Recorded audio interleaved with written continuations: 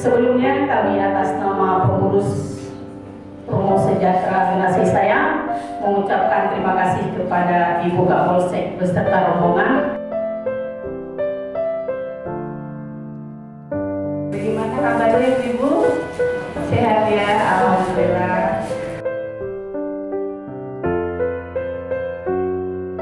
Karena kita ingin berbagi sedikit kebahagiaan pada Ibu semua. Dan juga sebentar lagi kan Hari Ibu ya Bu ya. Hari Ibu tanggal 22 Desember. Saya pun rindu dengan ibu saya. Saya orang Jawa, Ibu ya.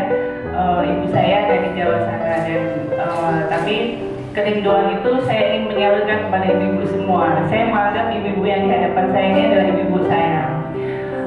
Semoga kehadiran kami di sini bisa memberikan sedikit kebahagiaan pada ibu-ibu semua, kepada bapak-bapak semua. Kita adalah satu keluarga.